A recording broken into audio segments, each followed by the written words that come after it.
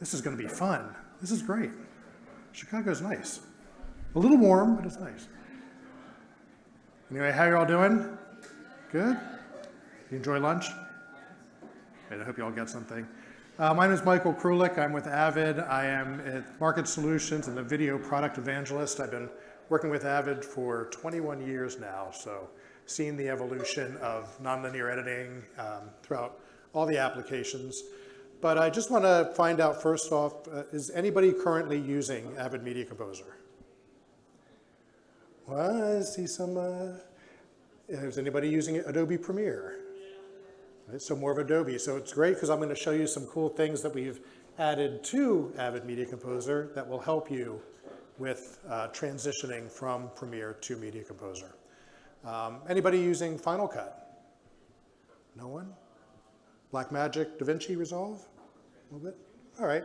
So there's an interesting sort of range, not so much on the Media Composer side, which I think is kind of good because that's why I'm here. You know, I want to talk to you about Media Composer. Media Composer has been out for over 30 years now. So a lot of development. It used to be like $150,000 to buy a system. Now you basically can download a trial version for free and use it or get it for a really low subscription.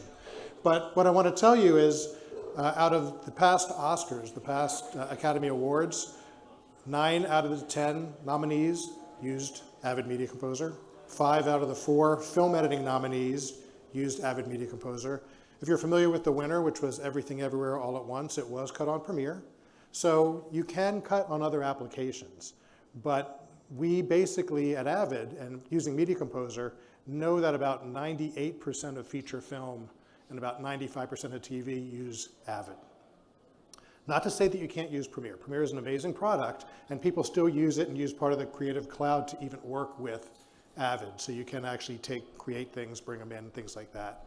But I do want to tell you that, again, as far as being able to edit, we've been doing it for years, and you don't have to be doing just feature film and TV. You could be doing news. You could be doing your own creative content. You could be doing sports, documentaries. There's so much editing that can be out there and creative content that, I mean, if you are an editor, thank you for what you do because the stuff that we see and the stuff that you create is amazing. So we love that you do that.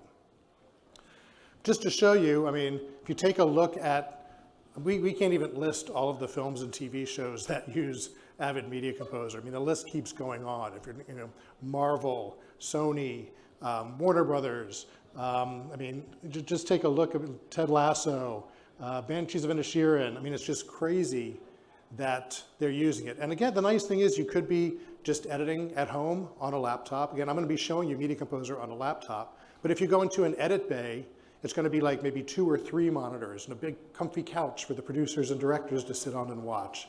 So it could be something as small as a laptop, which people are actually using on set to edit. If you know the feature film Baby Driver, Paul Matchless actually had his laptop on set and he was basically editing and showing Edgar Wright the cuts and stuff while they were actually shooting to help in the editorial process. You can edit on an airplane, you can edit on a train. You know, it's really amazing what you can do these days. But I do want to tell you that, again, the computers have evolved, the software has evolved, and I mean, again, you can just look at the scope of stuff that is created. And a lot of this is due to the editorial teams. Now, this is a little video that I'm going to play. I have some editors talking about why they feel you should learn Avid Media Composer. There is audio here, so I don't know if that has to... I definitely recommend that someone starting out in editing use and learn Media Composer. It is the best tool to work in film and TV, and my goal was always to work in film and TV and work on the shows that I watched and loved.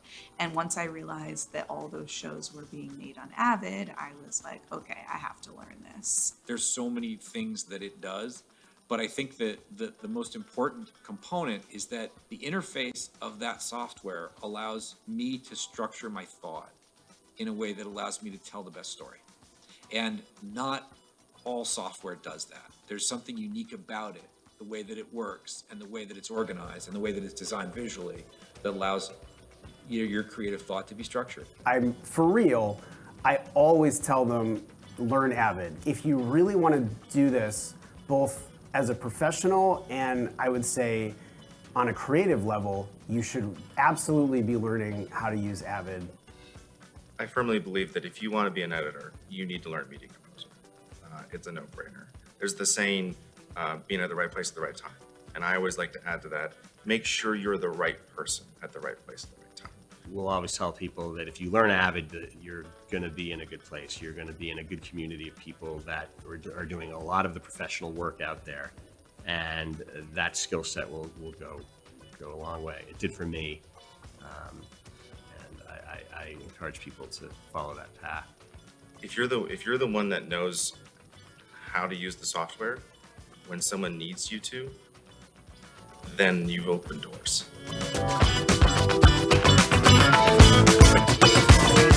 It's important that, if you do know Premiere, that you also learn Media Composer if you want to be able to, again, walk into a facility or a studio and say, I want to be an editor or I want to be an assistant. They may say, do you know Avid? So you want to add that to your arsenal of skills. And there are different levels too. I mean, if you take a look at the current, setup, you can work remote now.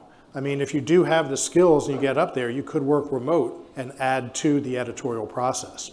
So, and it's not just editing. There is being an assistant editor. There are people who've been assistant editors for years who've either stayed assistants, but they've moved up into the chairs, or they're going on to be lead editors, and then they are mentoring and bringing on assistants as well. So the cycle is really amazing.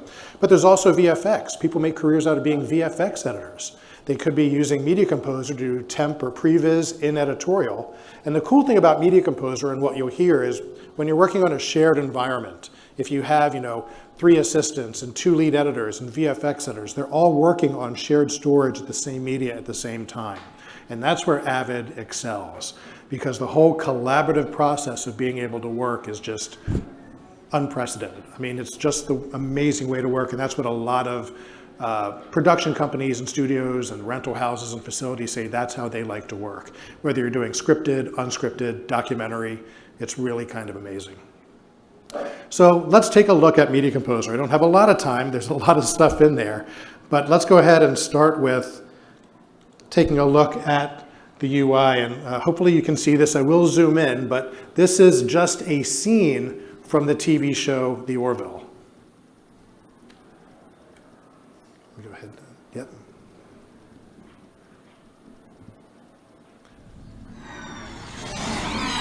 I'll go ahead and play this full screen as well, because again, if you don't have the hardware to play something out full screen while you're editing, you could just hit some keys and play full screen.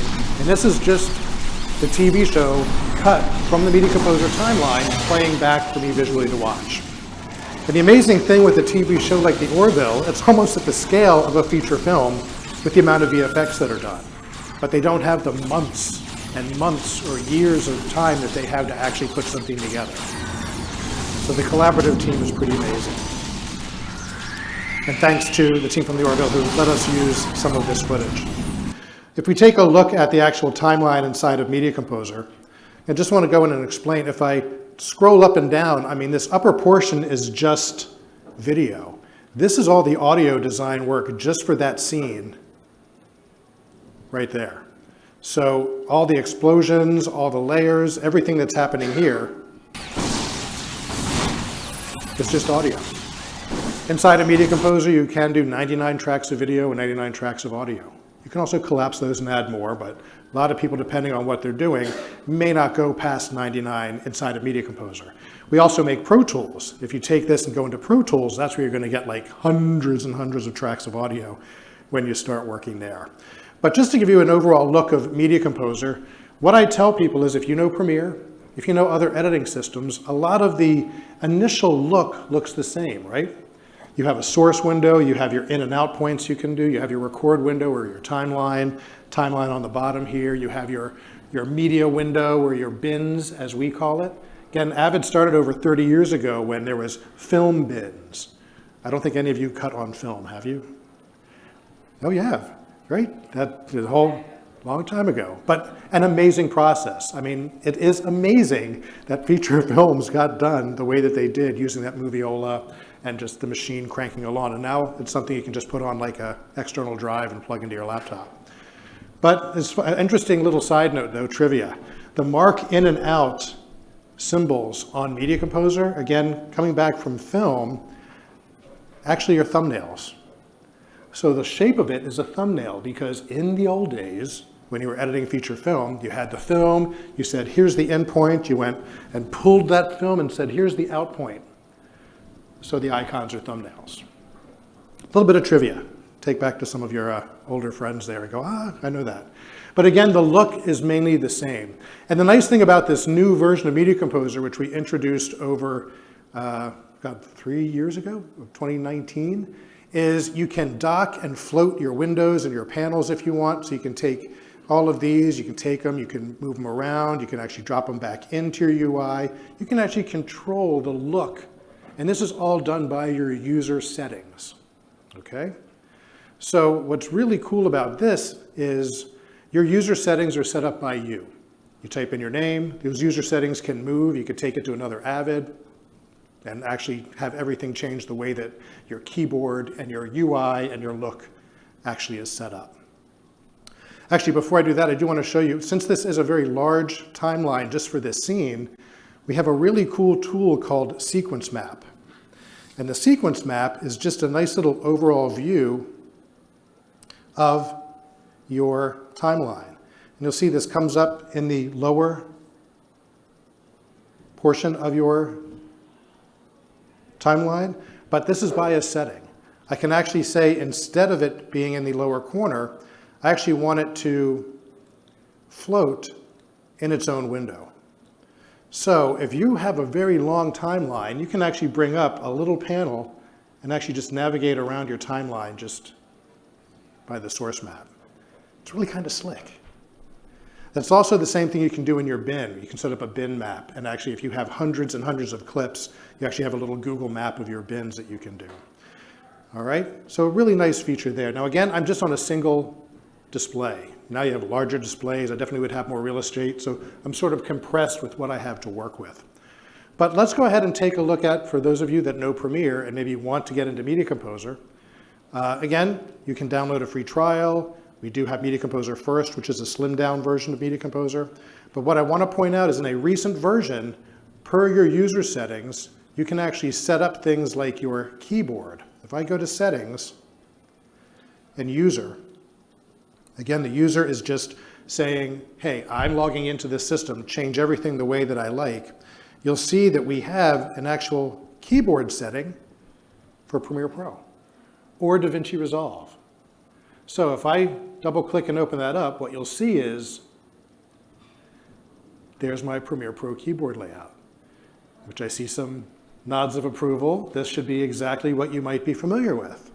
So once you set this up as your user setting, your keyboard is going to work the way that you know how to work, unless you've modified it. But at least it'll let you be a little more comfortable when you're working with Avid Media Composer. Again, if I bring up Resolve, you'll see this is the Resolve keyboard. Okay, my keyboard here, which is currently active, this is the Media Composer keyboard. Again, we brought back the weightlifter, which is funny because somebody who's never seen Avid before is like, why a weightlifter? It lifts your edit, right? And cutting, of course, cuts and ripples and closes up the gap. So that's what those two keys are there, okay? And a lot of other things. I will go through some of the other options, but I wanted to point out that you can change your keyboard to run just like Media Composer, or run like Premiere. More importantly, if I go in and change my settings, this is my user profile. So we have format, this is where you can go in. You can see that you can go up to 16K projects if you want. If you want, you don't have to. 2K, 4K, 8K, UHD, NTSC, PAL, if any of you remember doing standard def. All right, oh cool, thank you. What I want to do here is go to my user setting and I want to change and create a new user profile.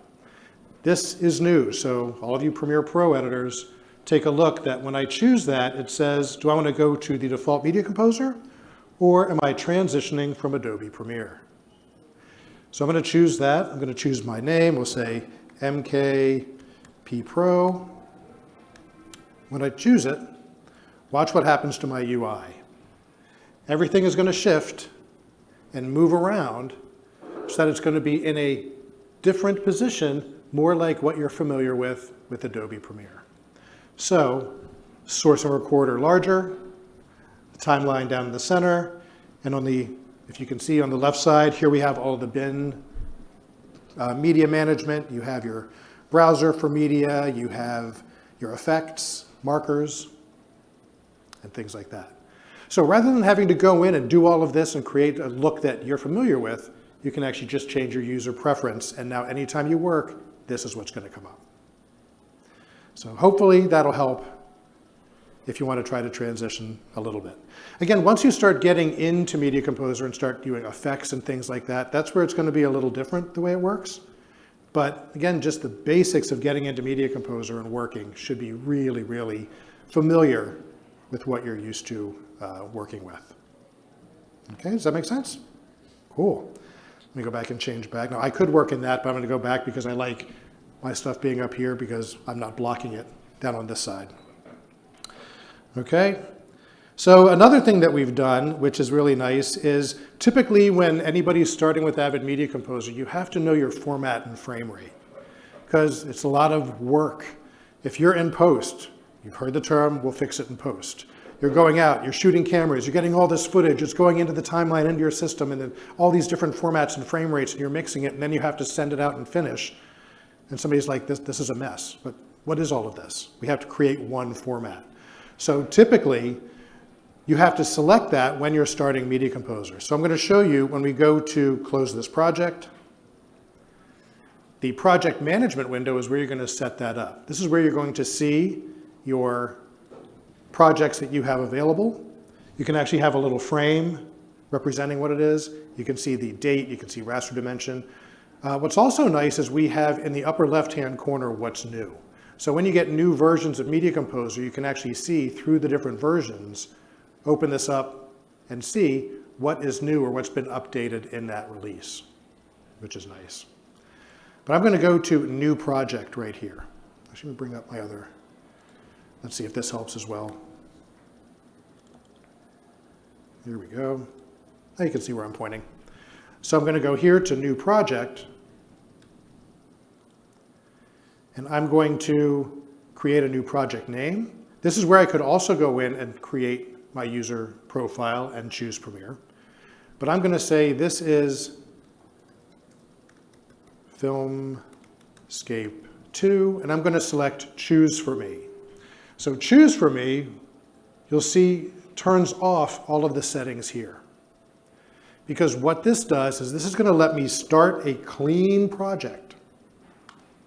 And this clean project is going to let me bring in all my media. But when I drop my first clip into my timeline, it's going to say, this is the format and frame rate of this clip. Is this what you want to use? And then you can just start running so you don't have to think about it. A lot of times you're getting media and you're like, I don't know what's shot on. I don't know the format and frame rate. You're spending hours just to hunt down the person or trying to look at the file information to see what you're working with. So now you'll see a couple of things. I have little helpful hints in my clean window to drag from the source browser here to add clips and drag clips here to start editing. Again, very basic, but we're helping out that new editor. The source browser is the media tool where I can go ahead and say, let's go from my external drive. And I have some editor interviews right here. Let's take, I'll take just a few of these. Drag, and there they are. I've just incorporated those into Media Composer. And you'll also see that there's a little chain link next to it. That's saying it's linking to the file. The physical file, just like in Premiere. But what happens if that file moves is it loses that link and you have to hunt down and try to find out where that went. But we can do that. So I'm going to go ahead and let's take a look at, let's see, there's Melissa, one of the co-editors of Ted Lasso. You saw Nathan before, Nona's done WandaVision. Let's take Nona.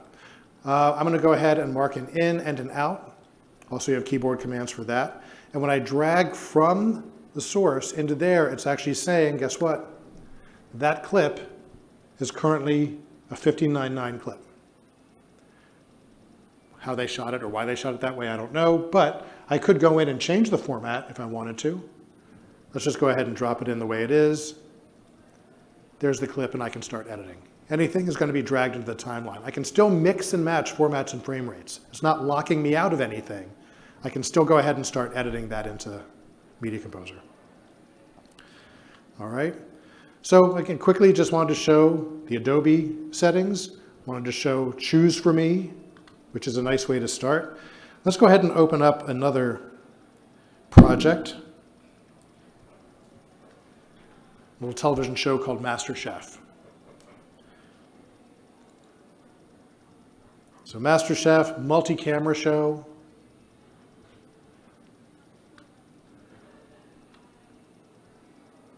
Unscripted. So here's a little scene or example from MasterChef.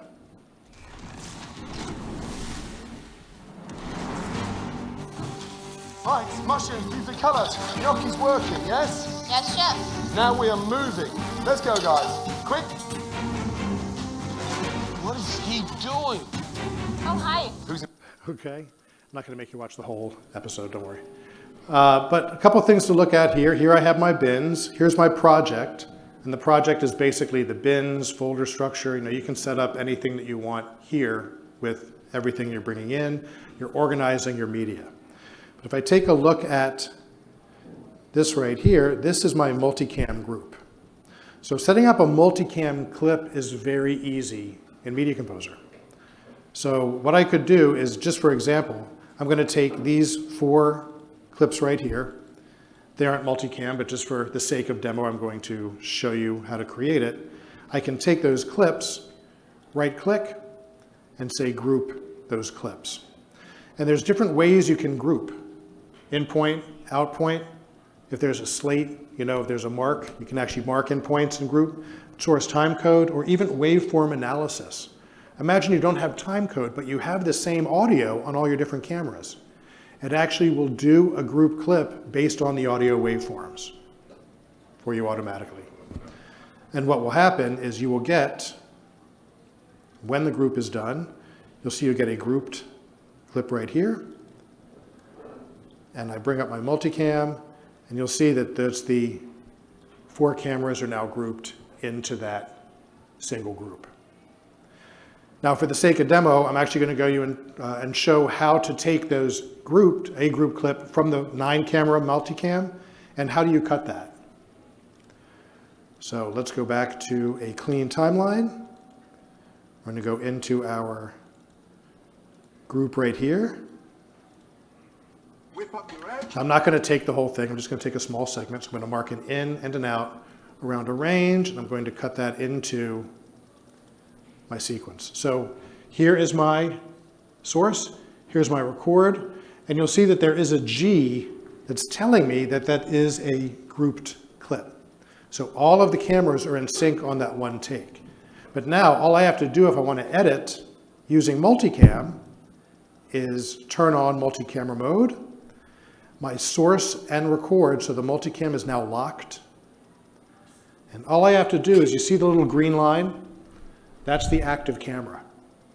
If I have an external keyboard with a numeric keypad on a 9-way split, the numeric keypad is my live switcher. If it's a 4-camera, 1, 7, 9, 3, yes, those are the ones. Or you can just click with the mouse. So while I'm in multicam mode, as I'm playing, watch, all I have to do is click. Flour, leave some back. Yes, Gotta chef. listen to me, you're talking over me. Gotta Sorry, listen. chef. Open up your pepper mill, the top of the pepper mill, it'll open up some cracked pepper. In.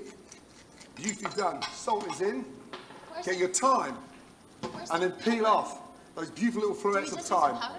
You see, it's Don't actually worry, cutting everything covered then. as Some I am pepper in front of clicking. you. Yes, chef. You don't see it yet until I You get stop time. playing. And there are my cuts.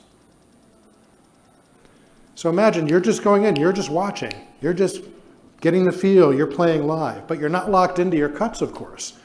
I can zoom in to this section, and you'll see if I right-click on any of the takes, I get all the other camera angles there as well. So I could just say, I want to go back to this one. It's actually going to cut to the other one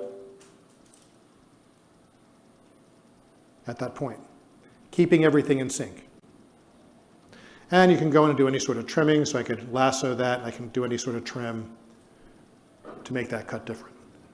Now, trimming is really amazing in Media Composer, because I could go in and, let's say in between these two takes right here, I'm in in trim mode, I'm going to hit play, Then peel off. and it's going to jump For extra time. 2 seconds ahead, Don't worry, you haven't got play the 2 pepper seconds back. Then peel off. So A beautiful little fluorescent while this is time. happening, I could Don't worry, actually I've got the use pepper just a then. keyboard Then command peel to off. move a couple Beautiful little frames, fluorescent time. and you'll see that the number is going Don't to worry, I've got the change pepper every then. time I go in to And make a then peel change off. on that Those between. beautiful Actually, you're seeing it up fluorescent there. Time. And then peel off. Those beautiful little fluorescent Going time. minus 32. So your trimming is actually live. You can Take your change time. that timing so it's 1 second, 2 peel seconds, off. whatever you Those want. beautiful- So live trimming is actually really nice here. Not having to go in, move it, and then play. Play it and get the feel while that trim is happening. Plus, we can also do what's called asymmetrical trimming. Now, just for the sake of demo, I'm just going to make a messy little timeline here just so you can see what asymmetrical trimming is by using just some of the takes here. I'm just going to take Kelsey, we'll drop her in. I'm just going to add a couple more. We'll put her up top there. We'll put Sunny up top there. So asymmetrical trimming is going in and choosing maybe one side. I'm just clicking, and you see how I get a little roller on that side. And I can choose down here. I'm going to do a shift select. So I have 2 rollers on 2 different sides of those edits. And I can simply take those and slide in different directions. So that's for nice L cutting or making your changes. So asymmetrical trimming is just a really nice feature inside of Media Composer that lets you modify stuff nicely and easily. Okay? Ooh, time's flying. So much to show. Media Composer also has some nice functions. Now, Media Composer, you have Media Composer Ultimate, which adds on some functionality, and Media Composer Enterprise. So Media Composer is the basic, full-featured Media Composer that you could run on your laptop, 99 tracks of video, 99 tracks of audio. But if you want to add this one cool feature, it's an option that's included with Ultimate, but it's a paid option if you want to use it, which is called Phrase Find. Has anyone heard of Phrase Find? It's really cool. Imagine you have hours and hours of footage, and you're like, I know they say risotto somewhere. Do you want to watch hours and hours of footage to find where they're saying the word risotto? Or do you want to type in that word and have it find every point in your media where somebody says that word? Oh, heard a wow. All right, so here is just your standard find window where you can just look for clips and sequence, script text, we'll get into scripting shortly, timeline and monitors and markers. So I'm going to type in here, risotto. You don't have to spell it correctly because this is going to do a phonetic search on every word or every piece of media which is in your project. All right, so you see you have your standard find and you also have phrase find. Phrase Find is this amazing technology that actually will even search different languages. Even though it's phonetics, you can actually choose a language for it to search using. It actually has to index your media. You don't have to do that. It does it in the background for you. So now, when I click on Phrase Find, it's searching. You can see in the lower right-hand corner, the little dial. It's looking through all the media in the project, and it's going to populate with 173 instances where it thinks in that episode, they used the word risotto. Ooh. Also, by the score, the higher the score, the more likely it found a match. Okay? So, if I double click on that first take right here and hit play. I almost have risotto gnocchi. Okay, turn that up a little. I almost have risotto gnocchi. Okay, let's go to another one. That's just audio. Here we go. I did better on my risotto, and at the end of the day, it is a risotto challenge, so. Pretty cool. Now notice also that it went before that word. That's because in your settings, you can choose your pre-roll. So imagine you don't want it to be like risotto. You want to give it some time because it takes you to a point where you can just put a mark, play it, mark out, and you have a clip. Cool little function or feature that was used in the documentary Jane, if you saw that. Jane Goodall, when she was first going to see the gorillas, she was 18 years old. There was no sound on the film. So the editor took and used PhraseFind to take interviews of her and would cut her dialogue by searching for words to cut together from interviews by using PhraseFind. So again, a really cool tool because a lot of times you don't have a transcription. You don't have anything that's a guideline and somebody says, wait, I know that they said this. You're like, oh great, I have to sit there and now listen for that? No, type in the word, it'll take you to that, okay? Really slick. All right, so again, PhraseFind, you don't have to do a transcription, it is in there, but there is another tool that uses this same technology called ScriptSync. Whoops, why am I beeping? Oh, there it is, sorry. Old eyes. So let's go to another project. So ScriptSync or script-based editing.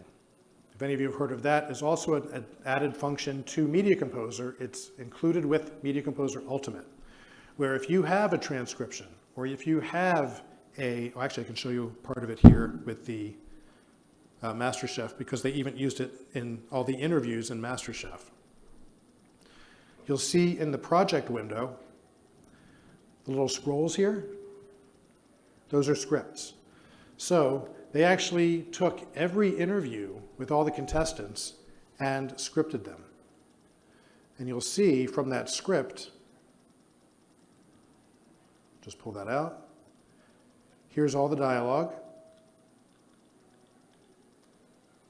So this is the transcription of her entire interview. I mean, it could be hours. So somebody went in, they actually used either a program or somebody had to go in and create the transcription. But then you'll see that this is her clip and this is a mark where every line of dialogue is. So if I want to go to the point in the script or in the dialogue or in the transcription where she says, okay, so after the tasting, I'm feeling like I can actually come down here, double click. It goes right to that point in her script or in her video. I'm feeling like absolutely incredibly good. You know, Sue and Alejandro did way better on their calamari than I. So again, the script, it's a text file. You could write it in Word, you can write it in Notepad, you could do a transcription. If you use Final Draft and have a script, you can actually save as script-based editing for Avid out of Final Draft. And depending on your format, you can actually import that into Media Composer. And I'll show you how that's done. So I have this other little project here called Agent MX0. It's something that we shot that I do have a script. Actually, they even used it in the Orville. It's funny because in that first scene, which is a whole bunch of explosions, they used ScriptSync to just script where all the VFX were and all the external shots. So in Media Composer, you go to New Script, and you find the text file that you want to bring in. So it's on the desktop here. Here it is. Actually, if we just take a look at that in its normal format,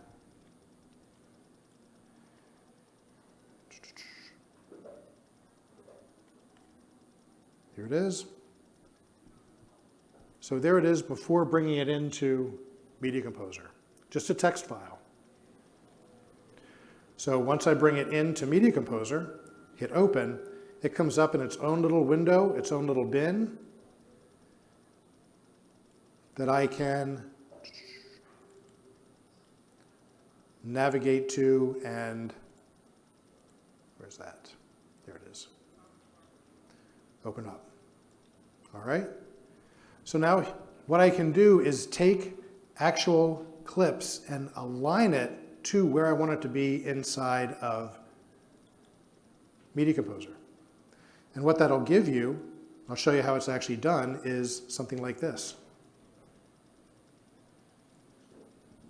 So this is actually showing me, and it's a great way to work. A lot of directors and editors are actually using this, even script supervisors will look at this and be like, there's my script. But now you have video clips that are lined to portions of your text file, and you'll see here that you have little marks where the lines of dialogue are coming in, even the little squiggles or what's off screen.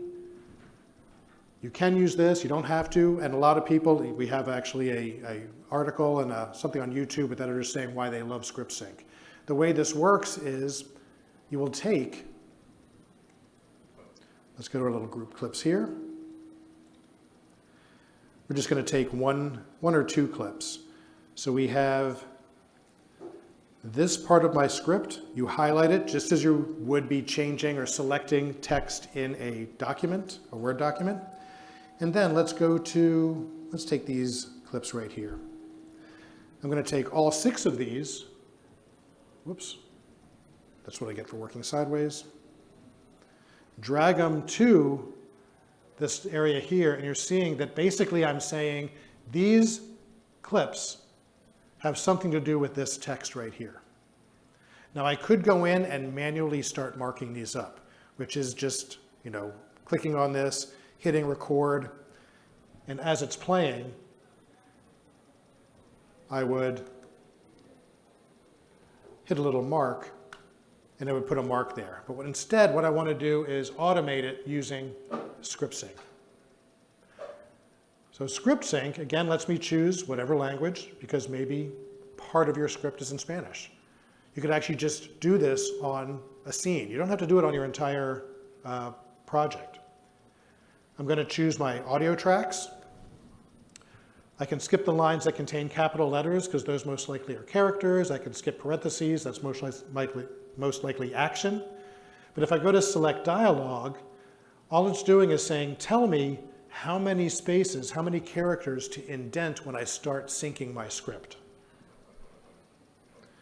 And then when I start running script sync, it's using that same technology that PhraseFind uses, and it's now looking at all of the dialogue, and it's going to now mark, watch what happens over here, where it sees lines of text matching with the script. So now, here Mysterion says, well, well, well, if it isn't the infamous Agent MX0. And these are the marks relating to that.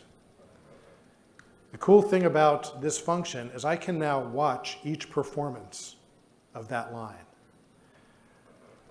I'm going to delete these because I don't want to have them just say, well, well, well, isn't it the? I want to delete, let's just take this middle section here. Delete those marks, because you can definitely clean up everything. And then let's take this, I'm going to hit play. Is there audio?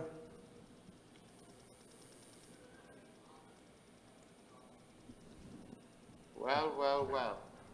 If it isn't the infamous Sorry. Agent MX0. What's that? What an op. Well, well, well. Can you do what I'm sorry? Isn't the infamous Yes. guy. Am I in? Yeah, you're in. Oh, I'm in. I'm sorry.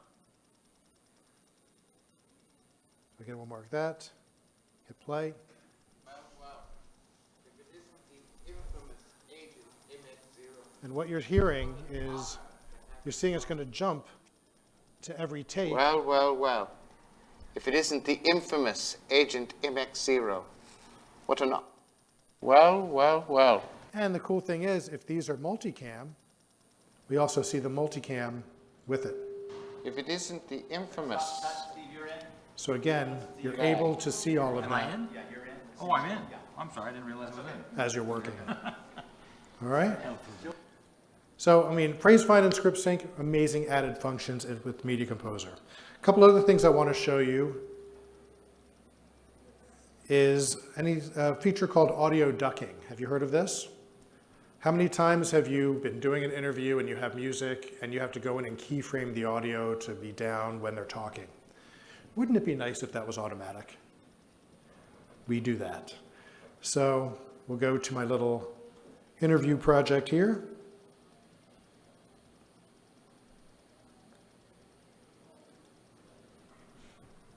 And it's just as easy as selecting audio ducking. You can actually either use the defaults or you can change the parameters. But even though it's there, you can go in and make a change as they're talking. So here we have Susan Vale, the editor of Hacks. Just drop in her dialogue here. I'm just going to take a chunk just so you can get an idea. Here we have Nathan, who cut Ghostbusters Afterlife. He's just starting the next Ghostbusters. So here we have two editors talking. The music is going to be a little loud, so I'm going to drop that down a little bit.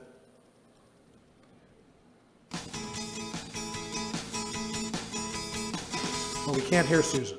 So what I'm going to do is I can choose this button right here, which is audio ducking, or I could right-click in the timeline and choose audio ducking. And then all I have to select is my dialogue is on 1 and 2, my music is on 3 and 4. I could go to advanced and change any of these parameters if I wanted to, but I'm just going to use default. I'm going to say duck. And you can see it automatically drop down the music. Now she stops talking at one point. I clipped her off. But it automatically does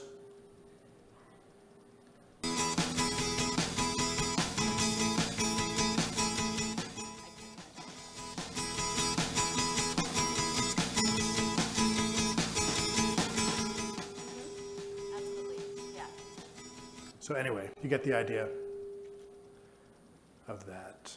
So audio ducking is really great. And there is even a tool called strip silence.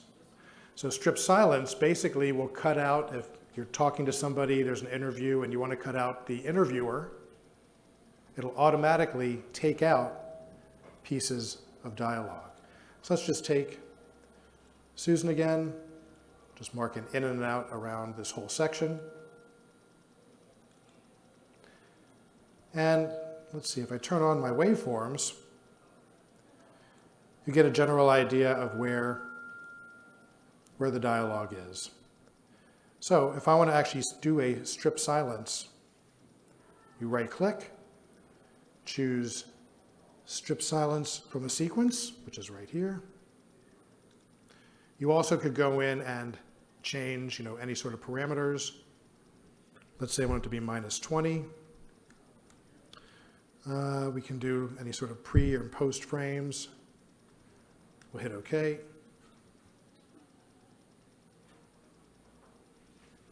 And when the processing is done,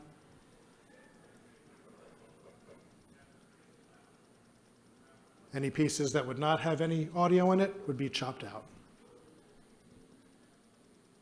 And there was a lot. Okay. All right, so we talk about ins and outs. We want to go in and let's say we created something amazing. I wouldn't say this, but we want to go in and do an export. How do we get what you've done from Media Composer out for deliverable? So I could go under File. You have your input options. You have Output, Export to File. Or I could also just right-click on the sequence or on the sequence in the bin and click Export. Then gives me a whole range of different options that I can choose from. Now, if any of you have had to take a sequence from whatever you're working on and send it to Pro Tools for any sort of finishing, it's always a process. You were sending an AAF. You were sending a file that had to be opened up in Pro Tools. Recently, we added a feature inside of Media Composer Ultimate and Enterprise where you can actually export a Pro Tools session. So now, in one file, you would get all of the audio, you would get a video file, you would get a packaged.ptx Pro Tool file that you could actually just give to somebody on the Pro Tools side. They would open it up and everything would be seen in one file. Also, in the recent release of Pro Tools, you can get a folder track of your rendered audio effects. So if you do anything with Audio Suite plugins or anything in Media Composer, that would come over. You would get unrendered and rendered only. You'd also get any markers from Media Composer. in Pro Tools. And you'd also get a cut track, so you'd know where every cut was made with Media Composer. Okay? So here, if I'm just going to do a standard MOV export or MP4, you can go in and choose things like your aspect ratio. So 9:16, if you're doing something for more TikTok, you have 16:9, 4:3, all the different aspect ratios. You have all the different project types, your codec family. So you can do H.264, you can do MPEG, you can do DNX HD, you can do ProRes. If you work on a PC, you can now export ProRes from a PC, which is nice. And then on the audio side, PCM or AAC. So all your different formats, the exporting process, transcoding, a lot of features and functionality have been sped up that you will find in the latest release of Media Composer. All right. Little game I want to have right now. I know, I forget where I put it, but there are 2 free subscriptions for Avid Media Composer under your chair, under a couple chairs. So if it's not under your chair, I think I know which one. It should be in an envelope. There are some, I think it's under a chair that somebody might not be sitting in. There we have one right here and one right here. So those are yours. There's a gift certificate inside that for, that's a free 1-year subscription for Media Composer Ultimate, which has phrase find and script sync in it. All right. So, and before, I think I have like only a couple minutes left. Are there any questions? Yes.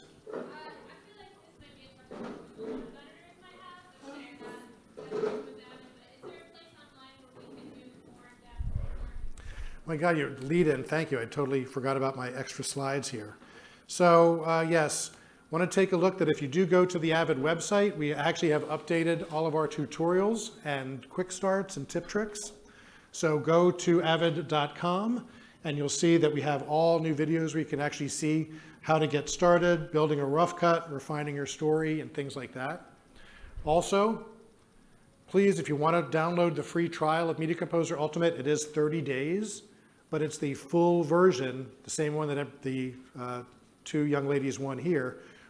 So for 30 days, you can actually use Avid Media Composer Ultimate with phrase find and script sync.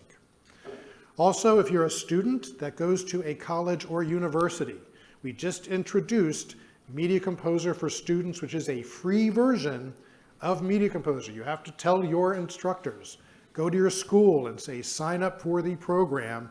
And when they sign up, you will get Media Composer for free for the time that you're at school. And when you graduate, you will get Media Composer for 2 years for $99 a year. So that's a new program which we just launched.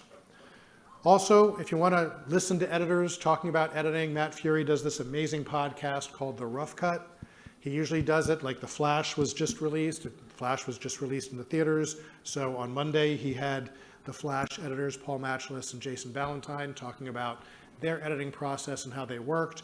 But you know, Ted Lasso, Last of Us, Barry, a lot of really great stuff in there. So thank you so much for your time, and thank you for your time and talent.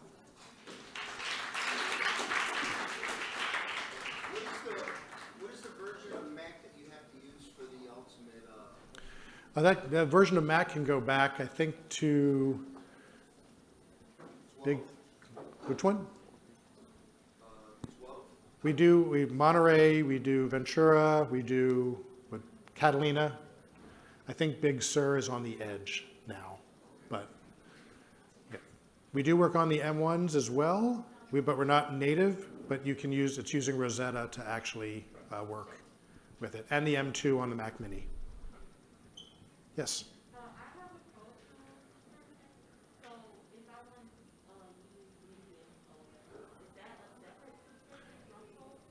Correct. Pro Tools is a separate subscription from Media Composer.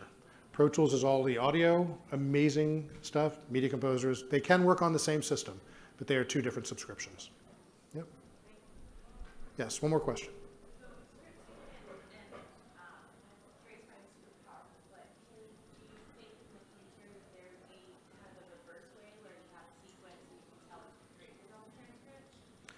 We are working on that technology, yes. We know that the Premiere and Resolve have something similar, but we are doing that. We are working on that. Yep. Thank you again. Enjoy the rest of, oh, Filmscape. Yes, one more, before they kick me out.